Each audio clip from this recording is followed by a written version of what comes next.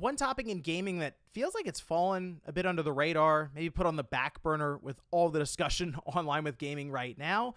Actually, loot boxes and microtransactions. Those are really big talking points not too long ago, and I just don't really see them discussed as much. And in a way, kind of benefits some of the EAs of the gaming world. And recently, something came up this past week that I'll admit had me scratching my head and even kind of looking at the ratings boards a bit sideways. And I wanted to go over that here today. So if you guys enjoyed this video, make sure that like button, subscribe if you're new. Let's take a look. This is posted up over on Blue Sky. This is from Local Thunk, who is the developer behind Balatro, which is a game that's really held up well in a lot of these award shows against much larger AAA budget games. And in fact, it's winning some awards outright over them, which is really cool to see. I mean, it's a really cool story, right?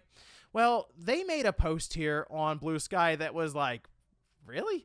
So they say they talked with PEGI and they do not see anything wrong with Balatro being rated 18+, nor with EA Sports FC and similar games having a 3+ rating. Blaming EU laws, blaming storefronts, waiting for the future. Sitting on their hands, I thought some good might come of this. This sucks. So, what happened? Well, Balatro did go through the PEGI ratings, which is responsible for, like, I think 35 or so countries. It's many, many countries that rely on this.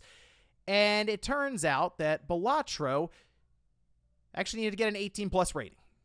Now, why is that? Well, a lot of it comes down to the idea that it is based around poker, which if you play the game, it is. It's like a roguelike, it's a roguelike poker game. All right. So it still relies on the rules of poker and trying to decide if you're going to be able to get the right cards.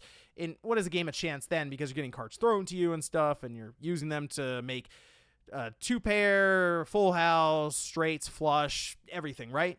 But there's no actual money involved. So you buy the game once, right? Like $20 or something, which is awesome. I'd say awesome value there for how much gameplay you can get out of this. And then it's just all in-game currency and chips that you can't technically exchange real money for. All right. And since then, they've done all kinds of fun collaborations with different game IPs. And it's really fun to see that because mostly it's just like you get different designs on your cards. So it's really cool to kind of dress up and see those different things for your decks and stuff like that. But they say here this rating has been given because it features prominent gambling imagery. And if you look on their website, they do sort of discuss this a bit when it comes to the gambling marker here. So the game contains elements that encourage or teach gambling. These simulations of gambling offer to games of chance that are normally carried out in casinos or gambling halls. Some older titles can be found with PEGI 12 or PEGI 16, but PEGI changed the criteria for this classification in 2020, which made that new games with this sort of content are always PEGI 18. And we have seen this, by the way, play out with something like PEGI 12 on a game that previously didn't get that, and that was actually Pokemon. So what happened was when Nintendo moved Pokemon Red and Blue to the 3DS, originally, of course, it was like rated E for everyone, 3+, whatever. Well, it ended up getting a 12+ rating when it got that re-release. You can see here, and they have it in 2016 on the 3DS, and that was because of the game corner. So it was essentially a slot machine that you would walk up to, and you would try to play the slots until you got enough coins for different moves, or most people would try to get Porygon, from what I remember, out of that. And in fact, they do kind of describe that here, saying for moving images that encourage the use of games of chance that are played as a traditional means of gambling, not appropriate for persons below 12 years of age. Now with Balatro, of course, it leans completely into the game of poker. So you're going to sort of look at that and say, are they teaching kids how to play these games of chance gambling? And I mean, sure. Technically, it will go over how, how poker works. Now, there are a lot of twists and turns to where I don't know if that would be the ultimate way I would learn. I mean, back in the day, you could just, you could learn from World Poker Tour or the official game, a World Series of Poker, play the pros. Those are E10 or E for everyone. It was much easier to learn how to gamble back then. Let me tell you about that. Even PEGI was rating these things like 3+ and that kind of thing. And again, they mentioned, look, they changed their stances as they went along, so it is at least clearly outlined on their website. The issue with all of this, and I think you kind of see where this is going, when you play a game like what was FIFA for a while now, FC, it technically has games of chance that are completely dressed up. So Ultimate Team, as an example, is kind of it's a hidden slot machine, basically. You're spinning a wheel, and you're also using real money, or you can use real money to do that. So then you look at that and go, well, hold on. Isn't that sort of what we're seeing here with Balatro, but kind of worse? Because it's dressed up so much, you don't even realize that, yeah, you're technically gambling in order to get the ultimate cards and stuff in Ultimate Team. And at least with Balatro, you know what you're getting into.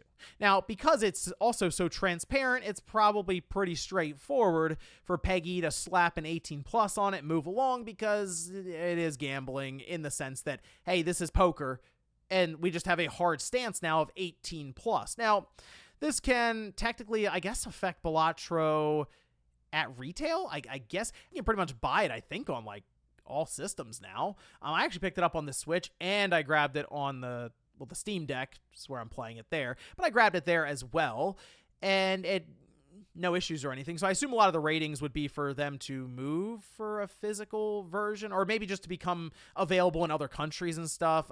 Again, let me know if it's maybe not available in your country or something. This might be one of the things they're trying to get past to do that. But it makes me realize just how weird the ratings board is when it comes to some of this stuff, because I think it's actually worse when companies like EA, for example, can dress the things up so well to where you don't even realize that you're gambling, and it's technically open to all ages, and sort of gets them in that mindset of, okay, just one more swipe of the credit, one more input of the credit card, one more confirm, just $10 more, and there's one more pull of the lever for that technically. At least in Balatro, they cut you off after the $20 purchase price. What a concept in gaming. You give them money, and then you just get a full game without the need to buy microtransaction after microtransaction. But let me know what you guys think about this one down below, with Balatro getting an 18 plus rating. Do you think it makes sense that it gets 18 plus, whereas something like FC gets a 3 plus with real world money being involved? Thanks guys for watching, and I'll see you next time.